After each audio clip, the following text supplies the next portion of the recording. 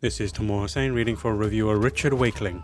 Two of the characters in Midnight Fight Express are called Kyler Turden, a riff on the antagonist of Fight Club, and Chef Favreau, a nod to Iron Man and chef director Jon Favreau. Its first act opens with a quote directly from 1865 novel Alice's Adventures in Wonderland. If you're wondering why a game that's supposedly influenced by 80s action cinema includes references to things that are definitely not that, you're not alone. This does provide a good barometer for the game's tone though, which is all over the place and never takes itself too seriously.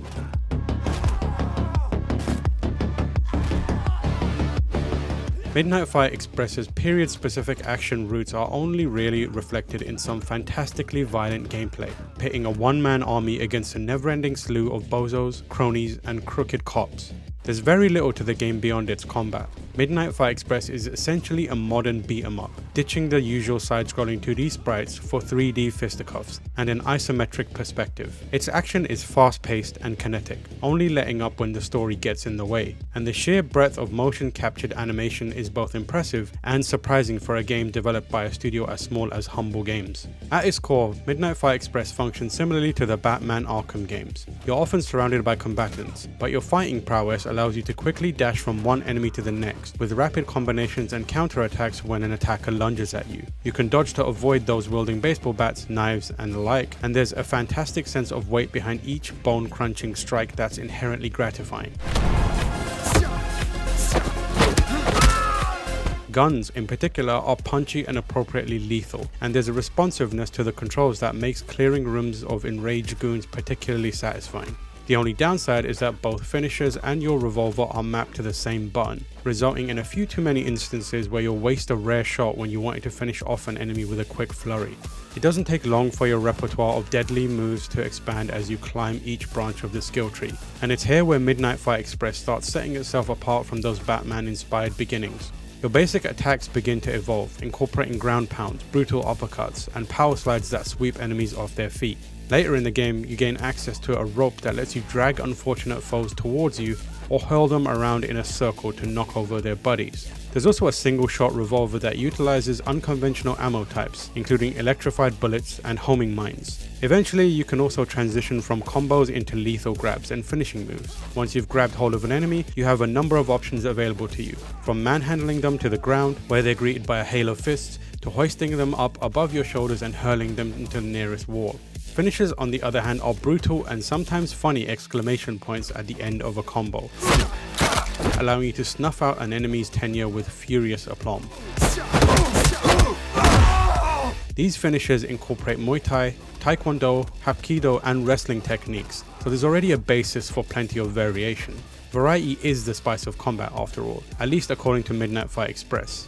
There are hundreds of mocap moves integrated into the game, whether you're spiking an enemy's head into the ground with a German suplex, catching a head kick before responding with a quick nut shot, or pummeling someone with a barrage of elbows and knee strikes. These moves aren't just limited to two characters standing opposite each other either. There are dozens upon dozens of context-sensitive finishes too. You'll see unique animations if an enemy is, say, standing up against a wall, or laying face down on the floor. If they're next to a sink, you're liable to smash their face through the porcelain, or chuck them over a railing if they're foolish enough to fight you halfway up an oil rig. Weapon finishes are also prevalent, depending on which instrument of death you're wielding, and the same is true once you unlock the ability to counter armed opponents. There are 100 weapons in the game, ranging from knives and tire irons to toilet plungers and myriad firearms. Guns give you the opportunity to dispatch a number of foes with relative ease, but you're only given a single magazine before the weapon runs dry.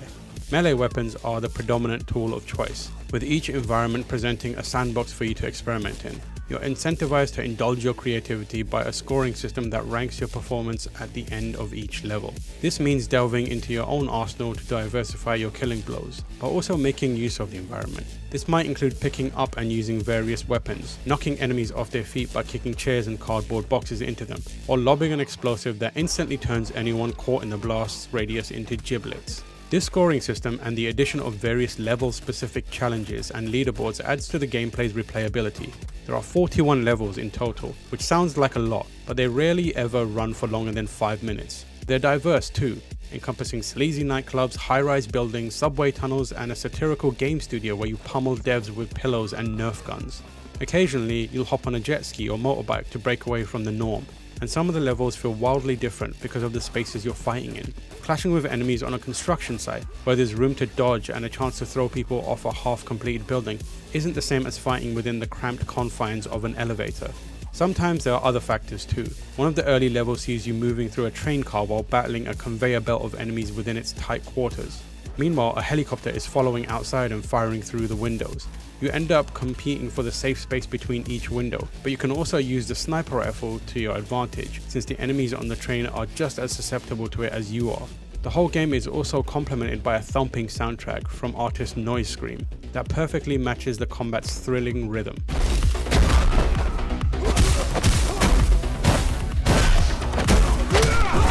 On the flip side, the story is a little more than a hindrance, in part because of its loquaciousness. The whole game takes place across a single night as you fight to prevent a citywide criminal takeover. While the protagonist, Babyface, is a blank slate with no dialogue, you're joined by a rather talkative drone. There's no voice acting in Midnight Fight Express, so you're often interrupted by lines of text that put a sudden halt to the action's rapid flow.